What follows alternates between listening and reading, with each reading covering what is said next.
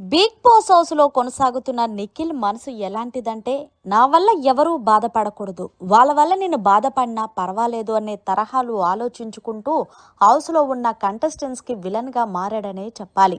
ఇక అసలు విషయానికి వస్తే, ప్రస్తుతం పొద్దున్నే లైవ్ లో పృథ్వీ అన్నాడు, అరే యష్మికి నీకు చాలా పెద్ద గొడవలు జరిగినాయి, చాలా పెద్ద స్టేట్మెంట్స్ పాస్ చేసుకున్నారు. సరే, ఆమె ఎలాగో వచ్చి మాట్లాడదు కాబట్టి నువ్వన్నా వెళ్ళి ఈ గొడవని ఇక్కడతో స్టార్ట్ అవుట్ చేసుకో అంటూ పృథ్వీ నిఖిల్కి చెప్పాడు. అయితే నిఖిల్ ఎక్కడా కూడా తన ఈగో అనేది చూపించకుండా నిఖిల్ వెళ్ళి వెంటనే యష్మి కూర్చున్న దగ్గరికి వెళ్ళి కూర్చున్నాడు. కానీ యష్మి పెద్ద తోపులాగా ఫీల్ అవుతుందో ఏందో అర్థం కాదు. యష్మి మాత్రం నిఖిల్ వచ్చి కూర్చున్న 2 నిమిషాలకి యష్మి పొగరగా వెళ్ళిపోయింది. దీంతో నిఖిల్ చాలా బాధపడుతూ తనలో తాను, ఎందుకు బిగ్ బాస్ ఇలా చేస్తుందో అర్థం కావట్లేదు, నేను ఏ తప్పు చేశానో నాకు అర్థం కావట్లేదు, వాళ్ళ వల్ల నేను బ్లైమ్ అవుతున్నారు, నా వల్ల వాళ్ళు బ్లైమ్ అవ్వట్లేదు, నేను ఎప్పుడైనా సరే ఒకరిని బ్లైమ్ చెయ్యాలి అంటే ఎంతసేపు చెప్పండి, కానీ ఒకవేళ వాళ్ళు ఎన్ని మాటలు అన్నా సరే నేనేం మాట్లాడకుండా ఉన్నాను అంటే అది నా మంచితనం, నాకు మా అమ్మ నేర్పించిన సంస్కారం.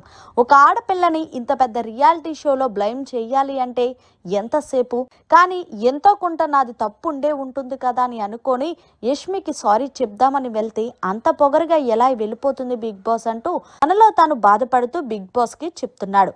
ఈ కీలోగా పృథ్వీ వచ్చి, అరే యష్మితో మాట్లాడావా అని అడిగాడు.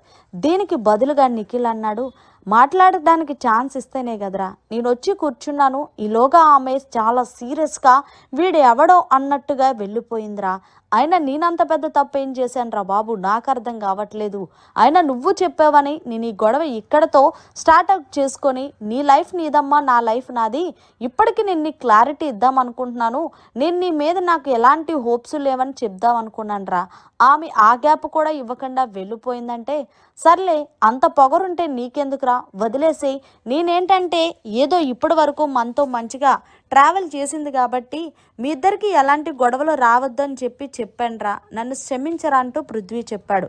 నువ్వెందుకురా క్షమించడం, తప్పు ఆమె చేశారా, నేను కాదురా. ఈ కిందలో భాగంగా నిఖిల్ మాట్లాడుతూ, అరే నేను గనక తప్పు చేశాను అనిపిస్తే జనాలు నన్ను ఈ వారమే ఎలిమినేషన్ చేస్తారా, లేకపోతే గనక నన్ను కంటిన్యూ చేశారు అంటే గనక నాది తప్పు లేదని నేను ఫీల్ అవుతానరా అంటూ పృథ్వీకి చెప్పుకొచ్చాడు. మరి ఏదేమైనా సరే యష్మి వచ్చి నిఖిల్తో మాట్లాడిన సందర్భాలు, యష్మి వచ్చి నిఖిల్తో ఉన్న సందర్భాలు చాలానే చూసాం. కానీ అలాంటిది నిఖిల్ వచ్చి మాట్లాడుతుంటే యష్మి అంత పొగరుగా వెళ్లాల్సిన అవసరమే లేదు. ఏదేమైనా సరే మీరు చూస్తున్నంత ప్రకారం యష్మి వల్ల నిఖిల్ ఆట పోయిందా, నిఖిల్ వల్ల యష్మి ఆట పోయిందా, అలాగే నిఖిల్ వల్ల యష్మికి నష్టం జరిగిందా, లేకపోతే యష్మి వల్ల నిఖిల్కి నష్టం జరిగిందా అనేది కమెంట్ సెక్షన్లో తెలియజేయండి. మరిన్ని లేటెస్ట్ అప్డేట్స్ కోసం చూస్తూనే ఉండండి మన ఛానల్.